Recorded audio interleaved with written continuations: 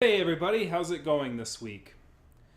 Well, this weekend, things are wrapping up for Furry Weekend Atlanta.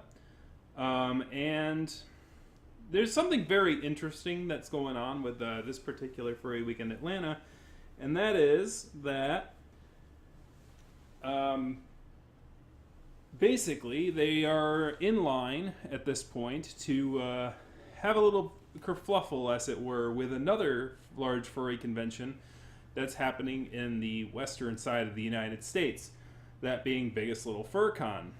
Now, for those of you who don't recall, who've seen some of the earlier videos on this channel, I covered Biggest Little Fur Con as it was coming up and becoming a very large convention, and covered how quickly it grew to the third largest furry convention in the world.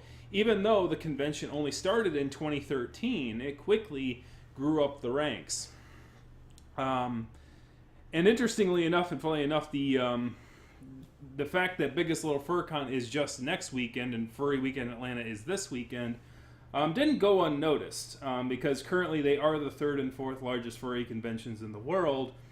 And Jim Kobe here did a little animation about their little little slap fight, as it were, coming up. And the fact of the matter is that I don't think Jim Kobe realized that there's actually a sort of a interesting dynamic to this fight, other than their closeness in the year. And that is, this year is the year that Biggest Little Fur Con might reprieve its third place position and give it up to Furry Weekend Atlanta, based on projected numbers. The projected number for Furry Weekend Atlanta, based on current attendance records, is 6,112.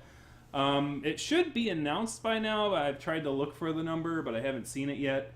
Furry conventions are very much trying to, what I've noticed as I noted as recently, is that they don't really talk about their attendance numbers as much as they want to talk about how much they raise for charity, which is a good thing. But as somebody who likes taking numbers and using numbers in order to kind of talk about growth in the fandom, like, attendance numbers are important, and having good attendance numbers are important. I'm not, it is a rat race, as it were, and having a gathering for people to enjoy their convention space is great, no matter how big or small it is.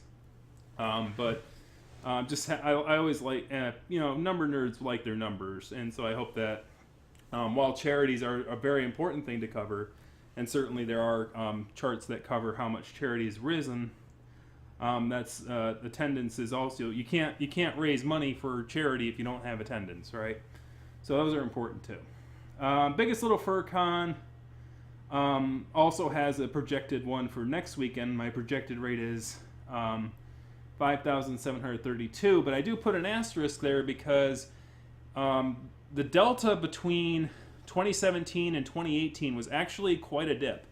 It was very much a quick growth, and then it kind of hit a ceiling, which is sort of something that Furry Weekend Atlanta had told me, or not, sorry, Biggest Little Fur Con had told me that would happen because of the isolated hotel space and sort of the flying expenses going in, is that that they would hit sort of a cap as to how many people would attend.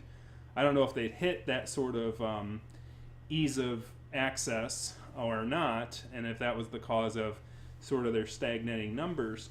But if that is the case, and those numbers continue to sort of escalate in that sort of way, then Furry Weekend Atlanta will become the third largest convention in the furry fandom. And in this battle between the BLFC loud cat person and the angel and the ferocious angel wolf angel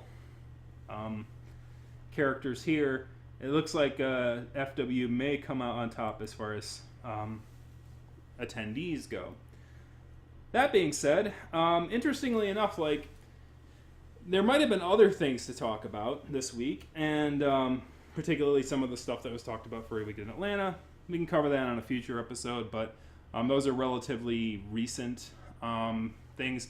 And as I said before in this channel, I don't cover topics that occur after the Thursday of the week. So basically, I I give the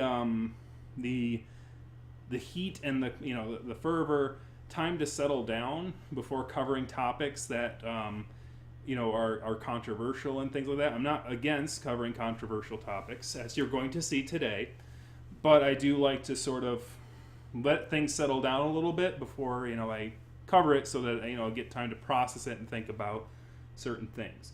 That being said, interestingly enough, it is not the conflict between Furry Week in Atlanta and Biggest Little Fur Con, which is a good spirited competition. It's like growth and great, having growth and competing for the largest growing furry conventions is great because it's growing. It means that the fandom's growing and that there's more attendees. Regardless of if they're still in fourth, they're still growing. And it's not. We shouldn't be competing in that sense to have the largest furry conventions in the world, or the third largest, the fourth largest, etc. We should be happy that the conventions that are succeeding are continuing to succeed in spite of qualms and tribulations. So it's really a good nature fisticuffs, as it were. As far as the fisticuffs go here, as Jib Kobe shows, like they're good natured, they're good spirited, and they don't tend to they shouldn't be too much of a fuss. However, interestingly enough, it is not the third and the fourth largest furry conventions that are having a sort of tissy situation that is news breaking. In fact, the biggest news breaking thing to me is a surprise, and it's a big surprise because nobody's really talking about it, because it sort of popped up on the internet a little bit, and then all of a sudden it went down, and then nobody saw it except for maybe a handful of a few people. But we've had a historical event happen in the furry fandom as far as convention running and convention operations. A really, really large event, a huge event, something that is as far as furry politics goes, is pretty huge. And that is, if you've read the title of the video here, and now we're finally getting to the topic that you clicked on this video for, it is: a furry convention has banned the chair of another furry convention. Let me repeat that again. A furry convention has banned the con chair of another furry convention. Nowhere in the history of furry fandom have we had a situation where a furry convention chair has been banned by another furry convention. Until Wednesday, May 9th. Was it May 9th? I hope my memory is serving me correctly. So if you want to have a if you're a big history person, if you're a history nerd, May 9th of 2019 is a really big day in the furry fandom. And this is why, because nowhere have we seen a furry convention chair being banned by another convention. So which conventions are involved? Well, they are both from the United States Northwest, an area of furry fandom that has had a lot of political contention and a lot of trials and tribulations dealing with furry relationships with venues and other things like that, and we'll get more into detail as we go along. So, the convention of Anthro Northwest, which is based in Seattle, Washington, has banned the con chair of the convention of Furlandia, which is Portland, Oregon's. For those of you who are not Americans or know American geography, Seattle is a major metropolitan area of Washington State, which is, if you have the lower 48 states on an American map, Washington State is the one at the very tippity top northwest. Portland is a large major metropolitan area, the largest major metropolitan area. I think Seattle is also the largest major metropolitan area of Washington State. Portland is the largest one for Oregon, which is the state just below it. It's the one sandwiched between it and California, of Washington and California. So these are neighboring states. These are good fences. These are good neighbors making good fences. Okay, so they are nearby each other. They're close to each other, and so let's go over what happened here. So basically, this sort of situation is happening with these two conventions. Is that there is a major sort of philosophy difference between Anthro Northwest and Furlandia. So interestingly, like these two conventions have similar histories, almost to the point where it's freaking scary, but the similarities in those histories actually sort of show the differences that sort of play out. And we will introduce the characters of this little spat as we go along. So I covered Furlandia's pilot year, and I've covered Anthro Northwest's pilot year on Flera. And both of their pilot years were stymied in a controversy surrounding media presence at their conventions. Interestingly enough, but the outcomes of those media presence were completely different. In Furlandia, the media presence that was causing controversy was MTV. One of the persons on Furlandia staff, who was not the con chair at the time, had wanted to bring in a sort of reality show sort of coverage of furry fandom through MTV.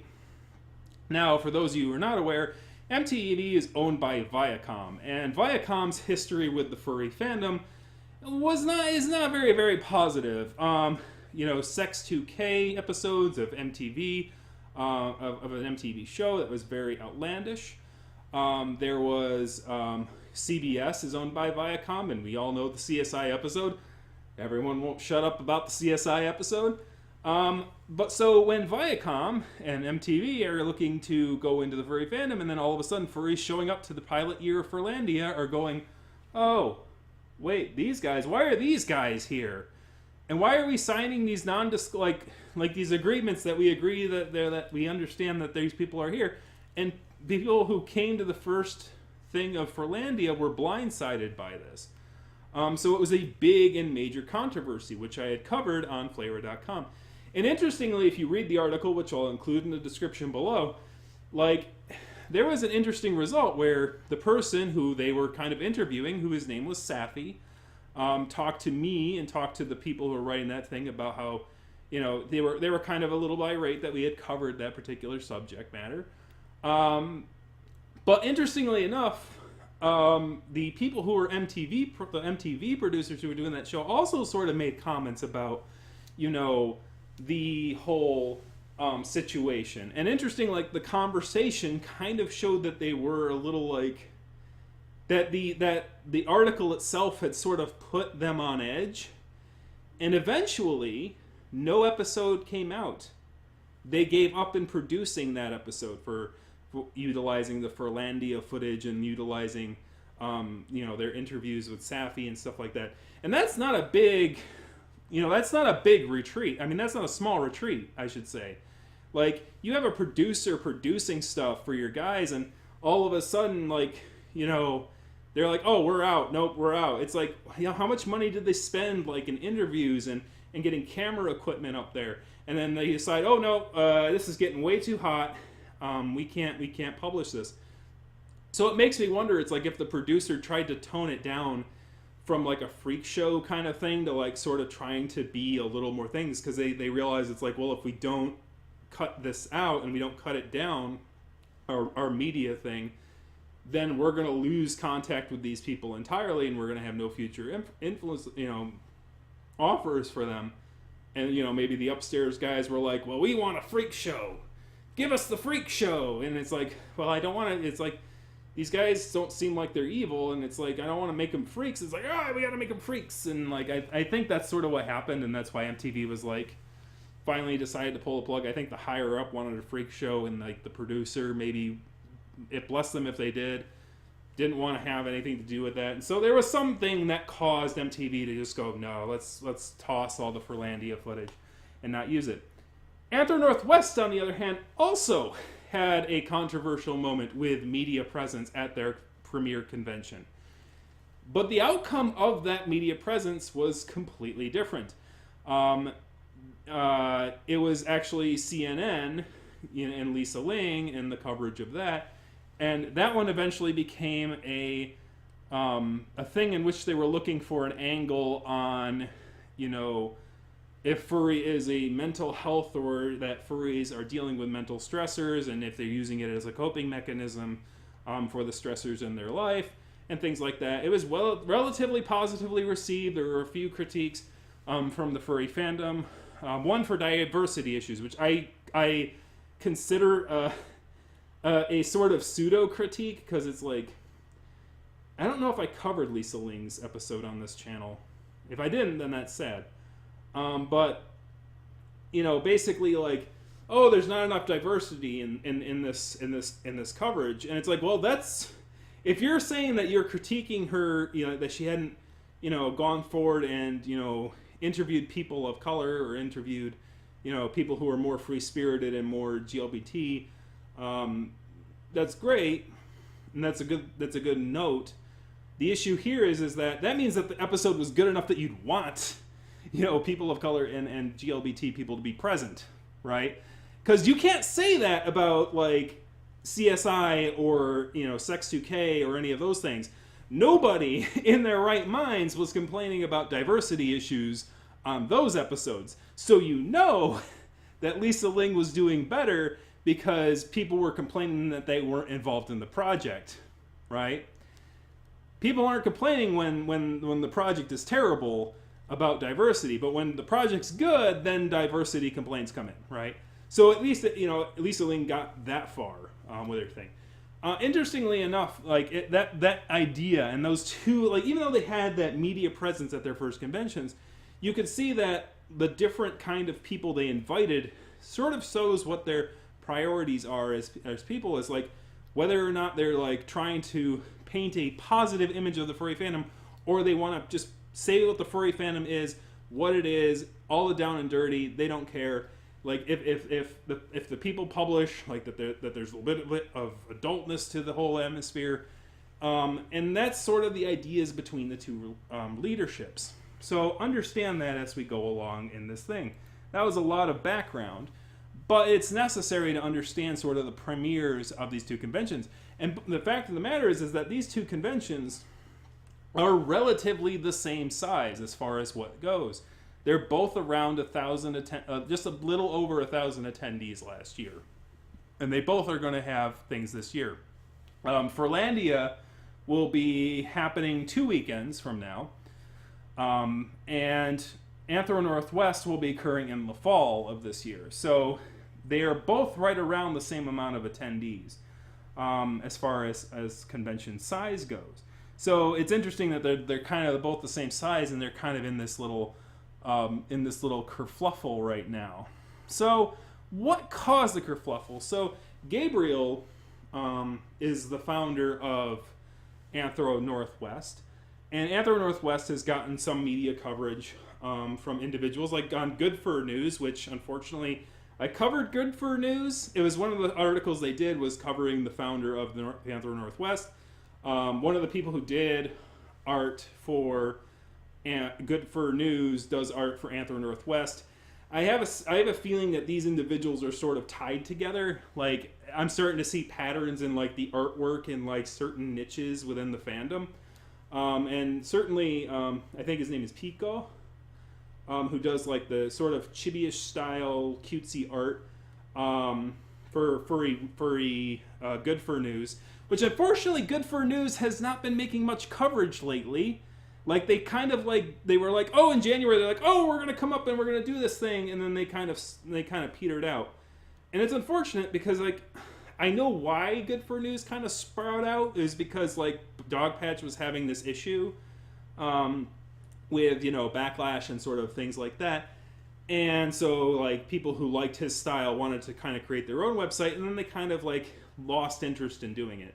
Unfortunately, the main person who was in charge of Good Fur News, Mr. like TJ Husky, or like I can't remember his name, the Husky guy who's kind of like got gray and pink stripes and white fur, he sort of like seemed to get caught into Twitch streaming, which is great, but I was really looking forward to having other people covering furry news from a different perspective, because the more the merrier to me, because like the more sort of people doing this, the less I have to do, and the less I have to make notes, and the less I have to cover. So if other people are writing things down for their own, it'd be great. Like, people's got to stop Twitch gaming. Like, this is why I limit myself to one gaming. This is a tangent. It's like, this is why I limit myself to one stream a week for video gaming, because I don't want that to be my career. We've got enough people playing Twitch games. We need to, for a community, we have to work on noting when things happen, because we miss historical events, and when we miss historical events, we miss things, opportunities to learn, and we miss opportunities to understand a little bit more about the fandom around us, so that, if you don't like certain styles of leadership, you can kind of avoid them, or kind of like go, okay, I like that kind of style of convention, because conventions are different. Conventions have their quirks. Conventions have different leaderships and leadership styles. And these are important things to cover, because people going into these things blind are going to get surprised when all of a sudden they find themselves on a ban list. So, in speaking of that, let's get to the nitty gritty. So Gabriel, who is the leader of the Furry Anthro Northwest, he, as a leadership style, is very not considered like religious, sort of neo-religious sort of style. Like, they're pro GLBT. They don't, or at least they don't make a big stink about GLBT. But I believe they are straight. I believe they do have a family, and their convention is very family oriented, very PG. That's the sort of things they go. Whereas Furlandia is a little bit different. And you can kind of tell that from the themes this year. Furlandia's theme this year is like Woodstock and like Peace Man, and like this very 60s culture going on.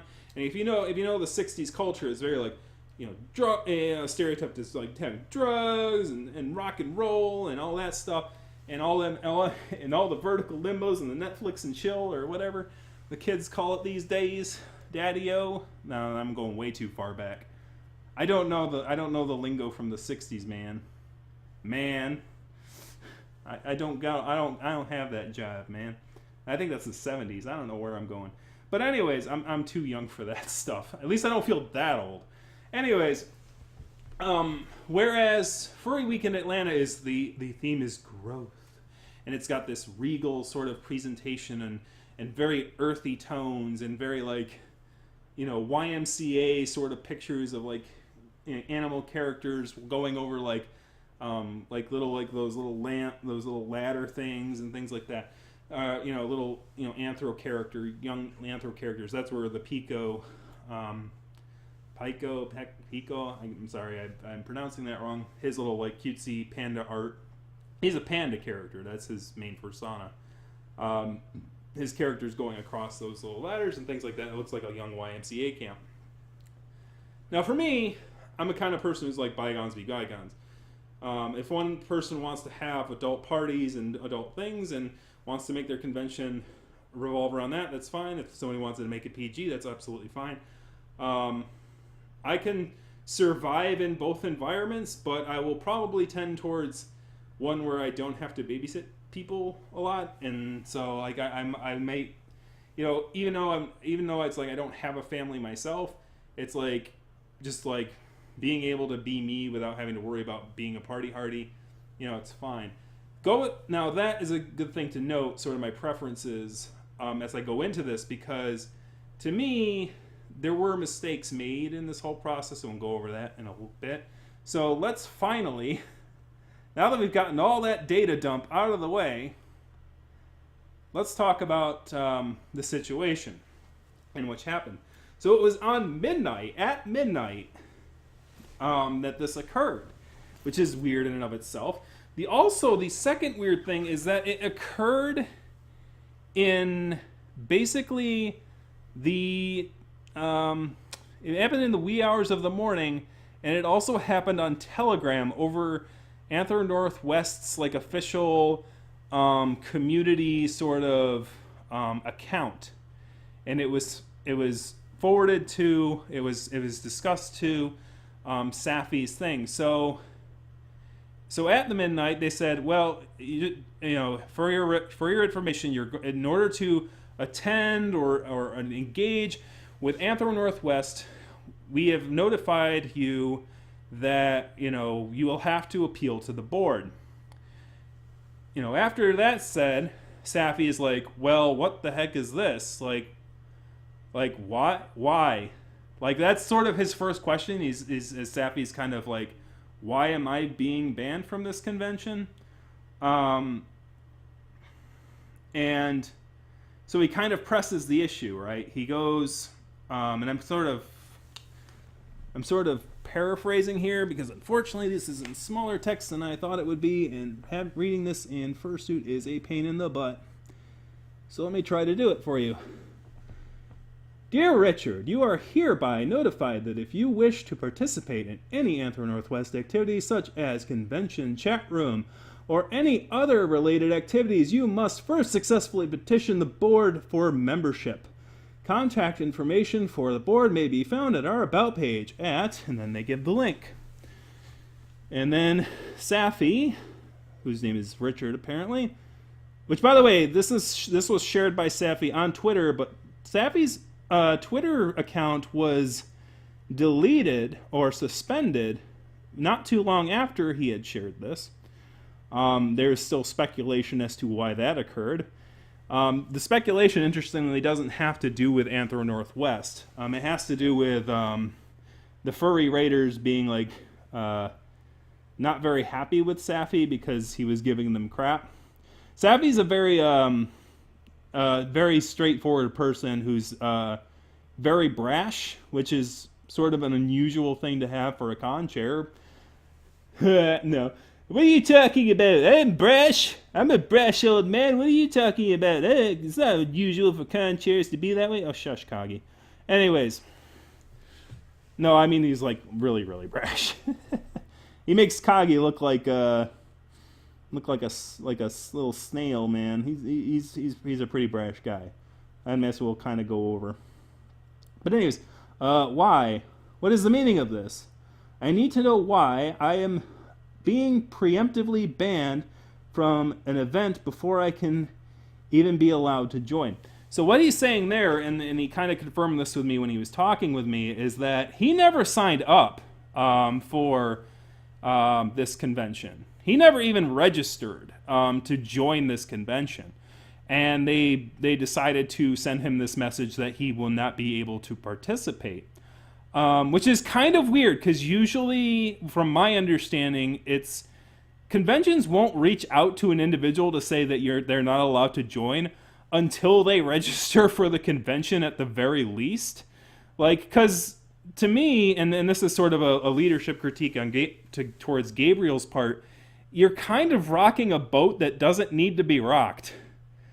And we'll go over this a little bit later as to why this boat never probably needed to be rocked in the first place. And we'll use the evidence to kind of show as to why that is. And then he goes, you may petition the board at any time. So basically they're saying, well, don't respond to us here, respond to us at the petition, right? Which is kind of weird because they send it to an IM and they didn't expect a talking response. So this is something that a lot of young kids need to learn. And this is kind of a little bit of a Roo rant. Instant messaging is like a conversation. If I send you an instant message, I expect basically almost an instant response. And it needs to be in a conversational style. And it basically is, it's like one ear, in one ear and out the other, right? That's sort of what the idea of an instant message is. If you need to do something professional, send it by email. Email. I know Donald Trump doesn't like emails, but that doesn't mean that we should not be using emails. And I do this at the workplace all the time. It's like somebody's like, can you look into this for me? I'm having an issue here. And, you know, it's like if I need to take action that is not talking back to you, send me an email so I can flag the email and go, okay, this email needs to be done. Because, you know, Office tools have that ability where you can mark an email and go, okay, here it is.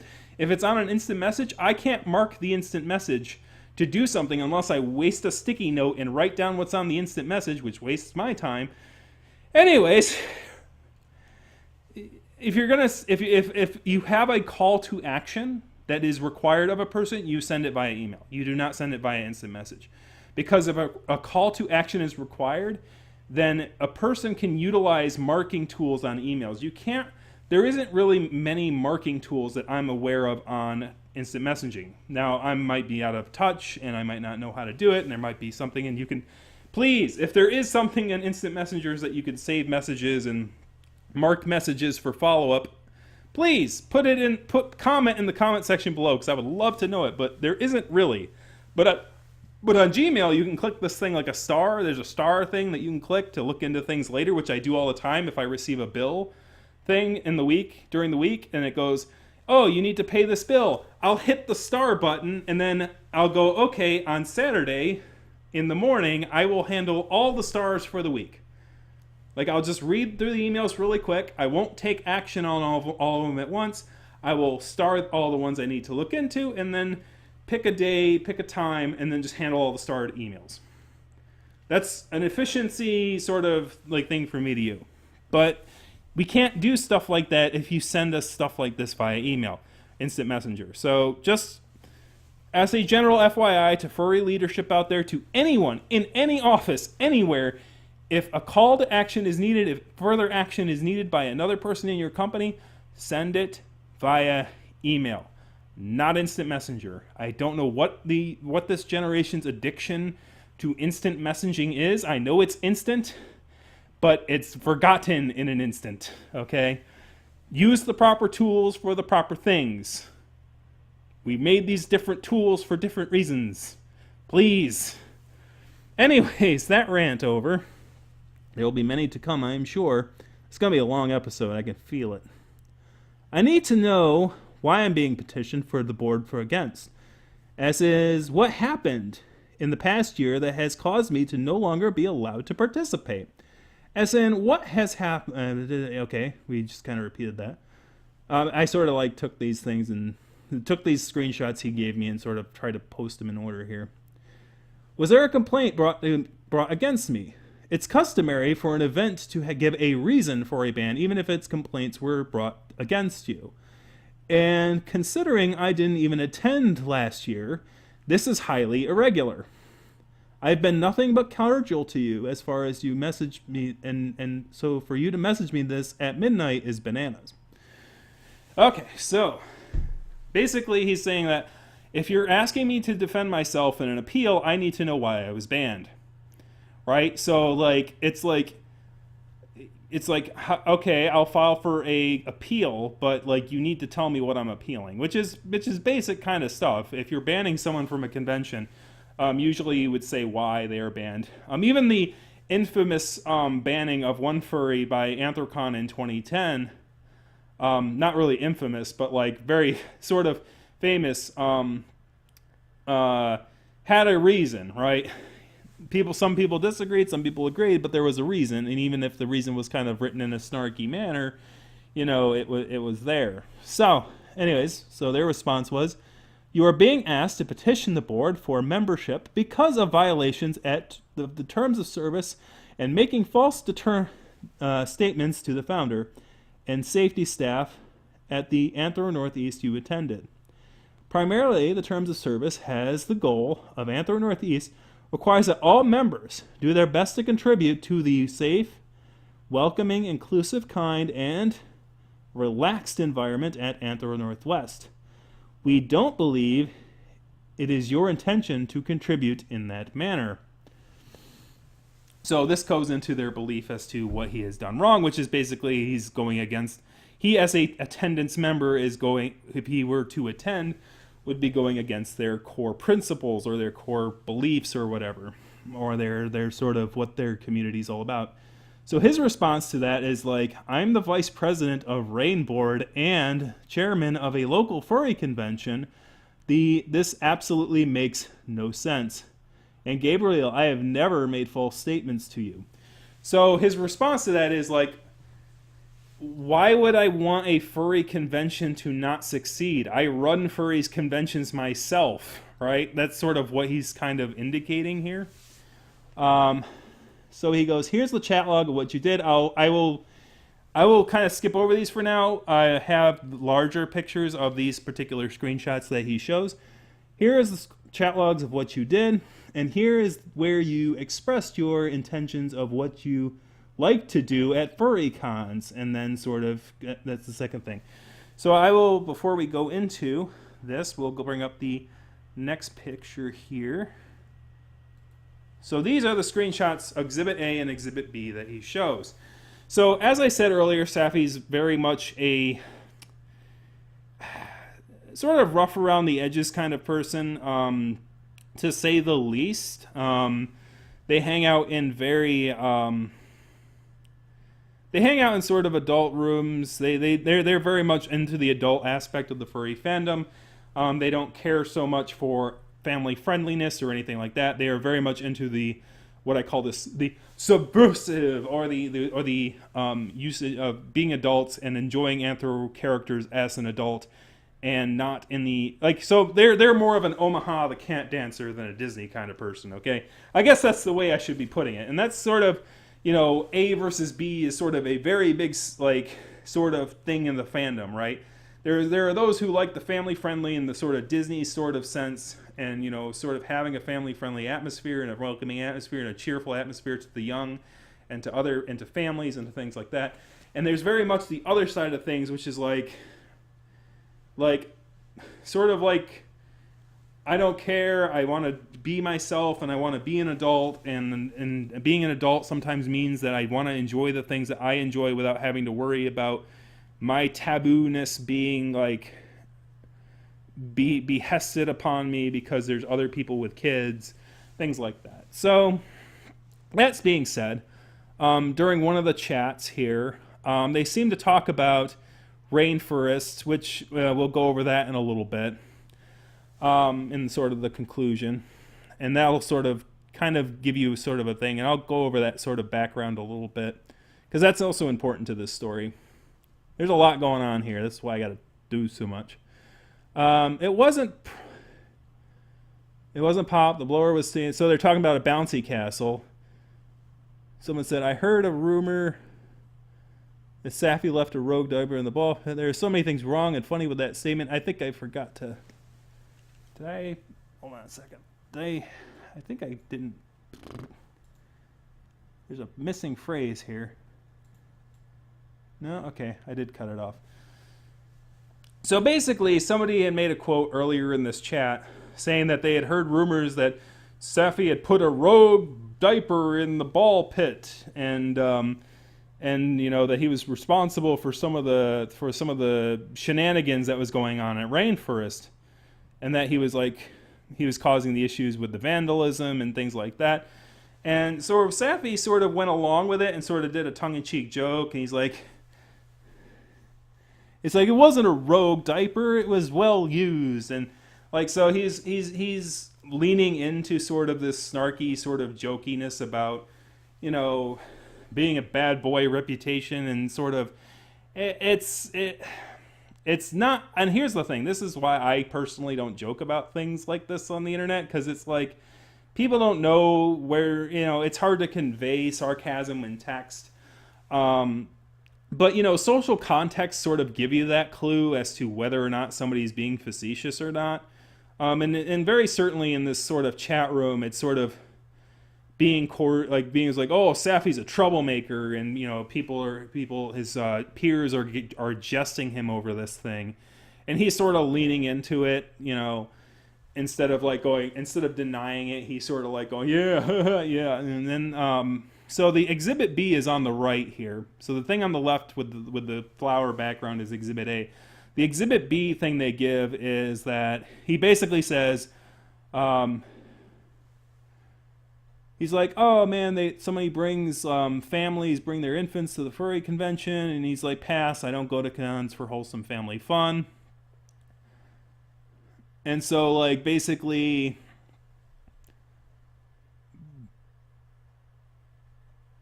Safi is like, he's in it for a particular adult reason.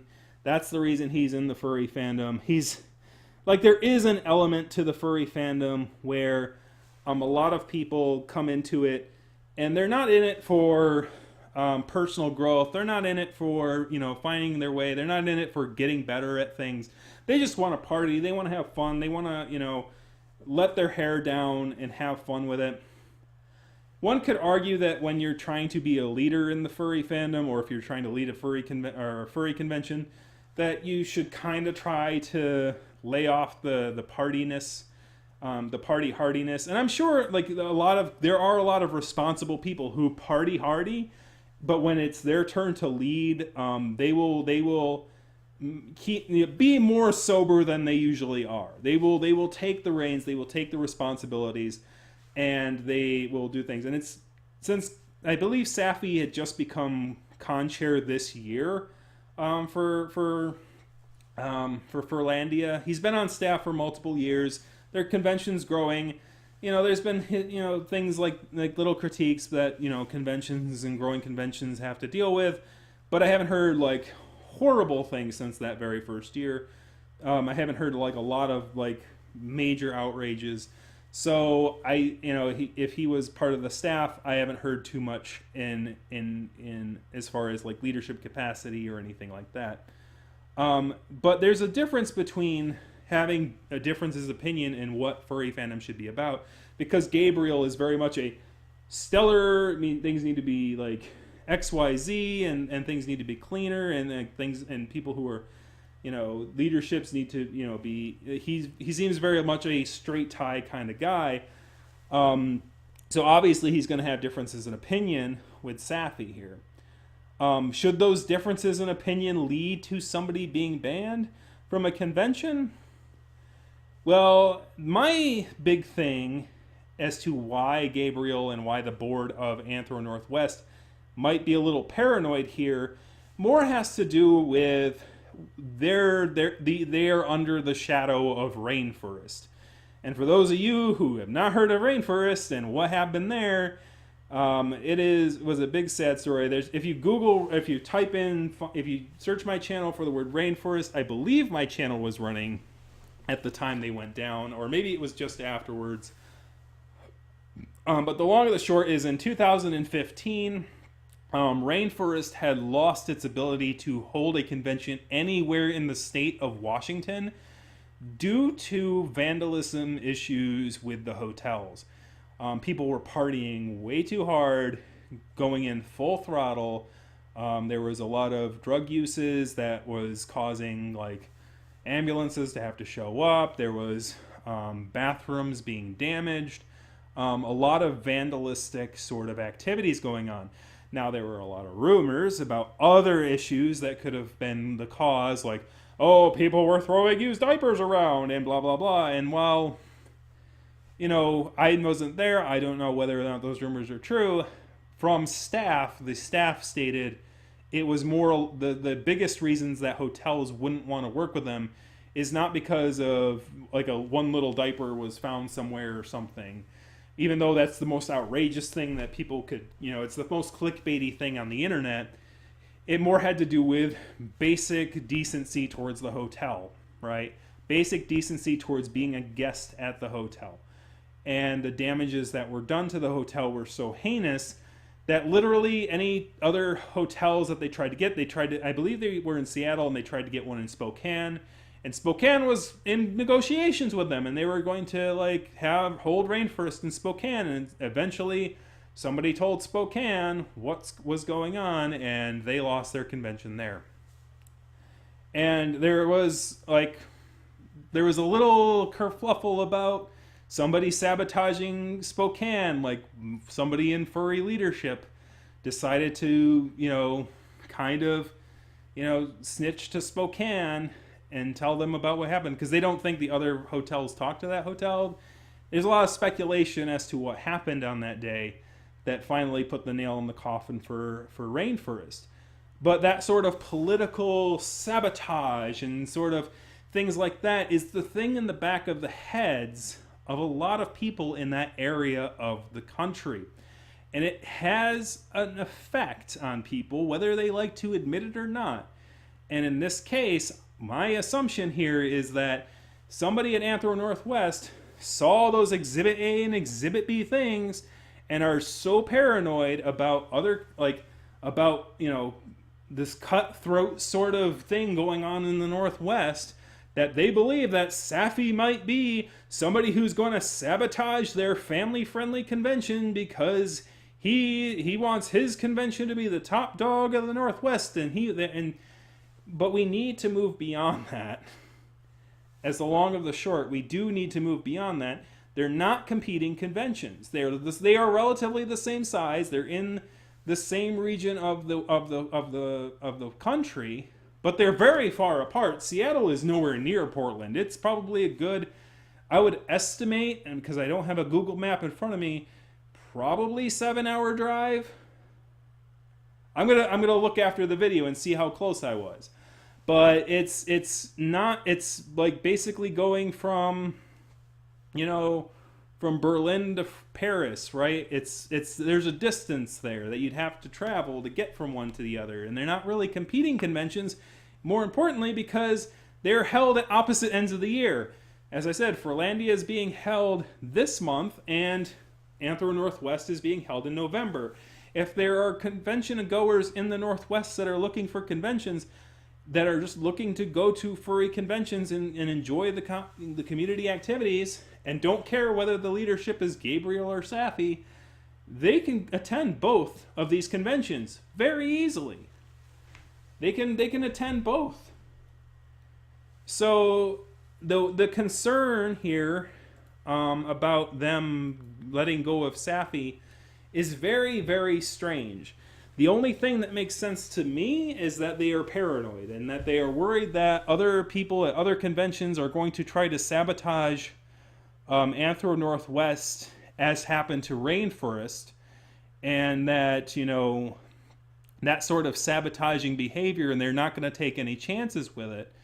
And they might believe that Safi would do something like that. Which is that's sort of something they don't really go over, but that's the only reason I would think that those two bits of evidence would be used against him in that sort of manner, right? I mean, literally, the two bullet points that they're using against him, which usually if you're going to, slam something on someone, you should have at least 3 bullet points. The two bullet points they use is that he said, "Oh yeah, I sabotaged the ball pit with a used diaper, haha," and sort of taking ownership of things that he didn't do just because people are, narking on him or giving him sass, right? And then he goes, I don't go to cons for wholesome family fun. So basically, they're taking those two, that one probably in poor taste, sort of chides, along with the whole I don't go to things for family fun. They're blending the two together, and they're believing that this person is capable of sabotage of their family-friendly convention, so that that furry conventions don't have to be all family-friendly, and he's going to strike at the family-friendly furry conventions. And it's like, I don't think that's a reasonable thing. Especially, don't bring up accusations like that if you're and insinuate accusations like that if the person didn't even sign up for your convention to begin with. They can't sabotage your convention if they didn't sign up for your convention, right? Don't bring fire into this whole thing that you don't have to. So Safi's response to those two bits of evidence obviously is he's like, yeah, no thanks. You can't possibly be serious to take this as I would do in any way contribute inappropriately towards the event. Also, you're not stupid. I know I've met you. You are taking a tongue-in-cheek statement made in a chat room 2 years ago and using this as a reason for issuing a ban against me now? I've done nothing but positively promote your event, even to the point of admitting I was wrong about the direction it was going.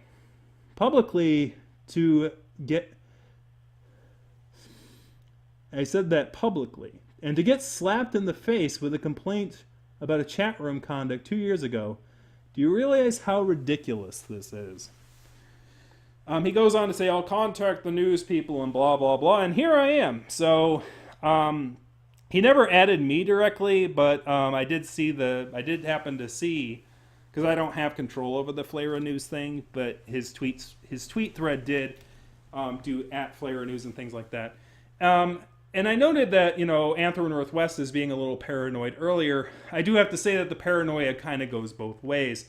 Safi's original tweet thread, in which he had kind of added Flare and Dogpatch, and had the original screenshots from this, which I later had to contact him and get directly because his Twitter account was taken down, as noted earlier. His original thread said something along the lines of, "This is what happens when you get a religious man in power. They do this holier than thou stuff and blah blah blah." And so he was basically, Safi is probably an agnostic or not a theist, right? An atheist, an agnostic. I don't know what his philosophical beliefs on religion are, but he basically utilized that Gabriel is a religious person, is being authoritarian because that's what religious people do. So there's some paranoia that kind of swings both ways here. I don't think that Safi is thinking of, well, they are under the shadow of rainforest. They are in the same area of rainforest, and they really, really are probably very paranoid about taking chances with anything surrounding the reasons or given reasons that rainforest had sort of fallen out of favor with the hotels.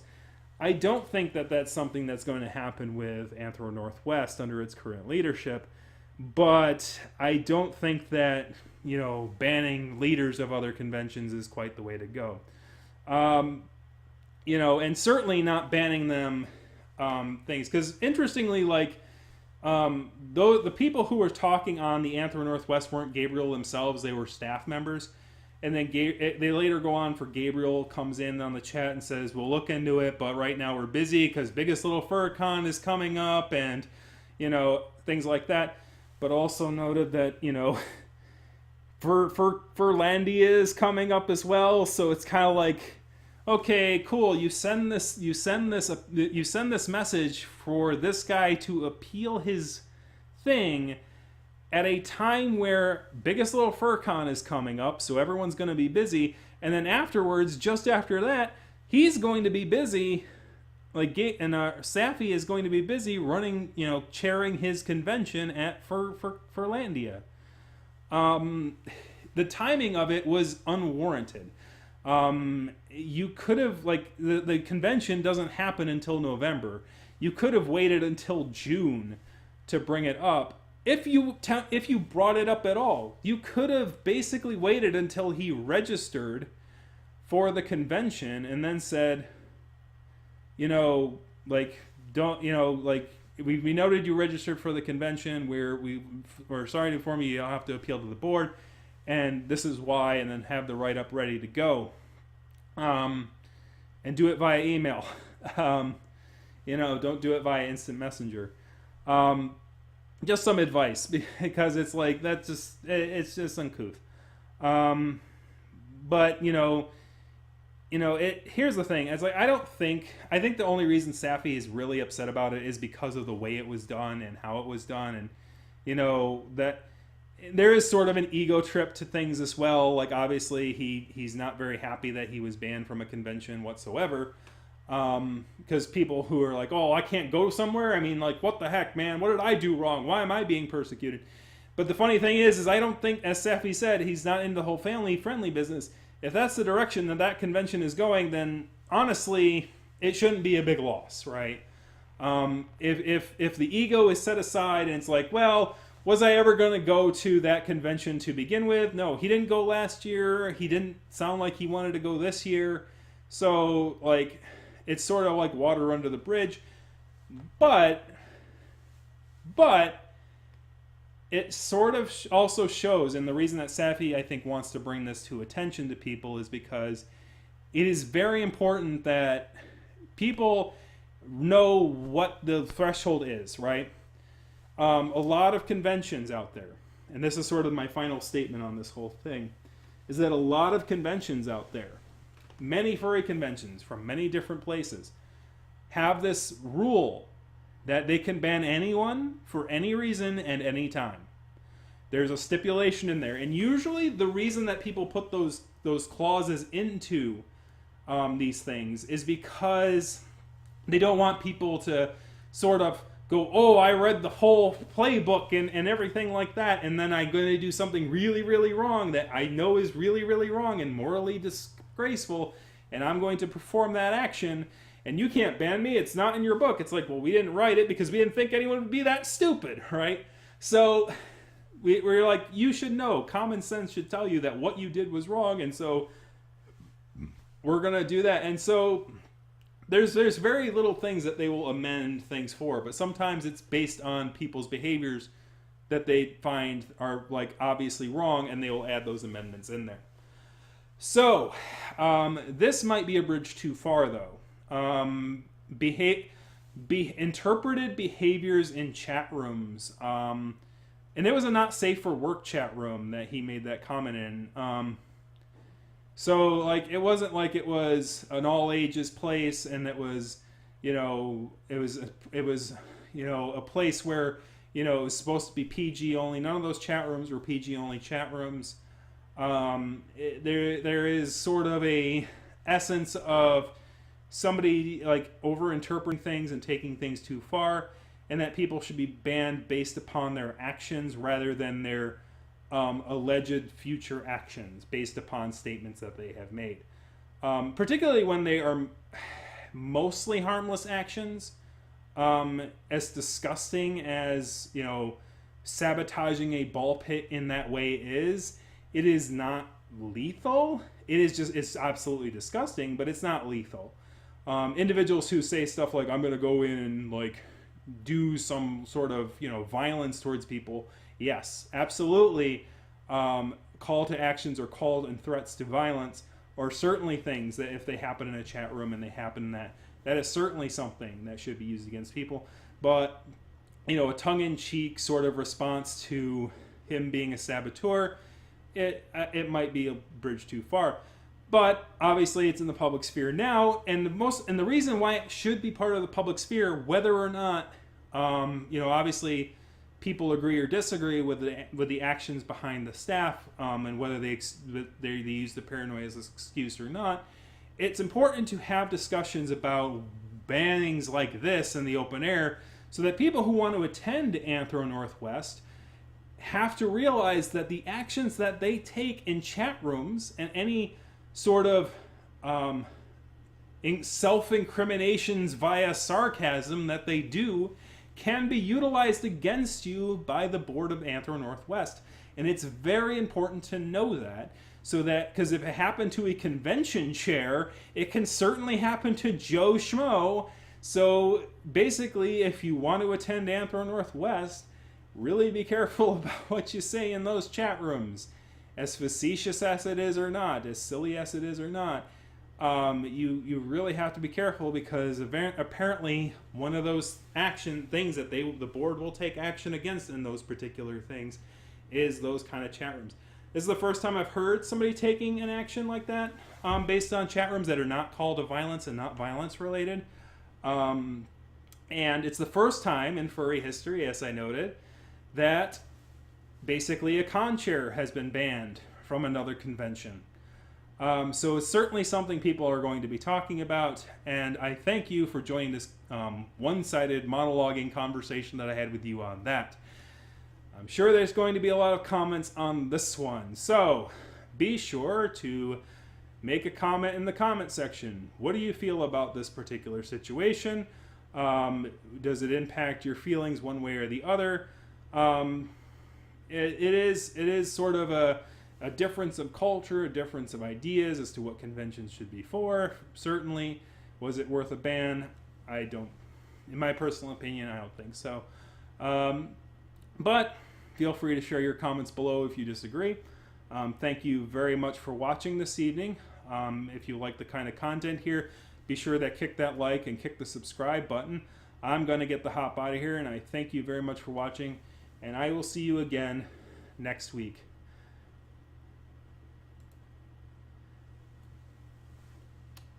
Before I receive a note, I receive an email from Gabriel. I hate myself.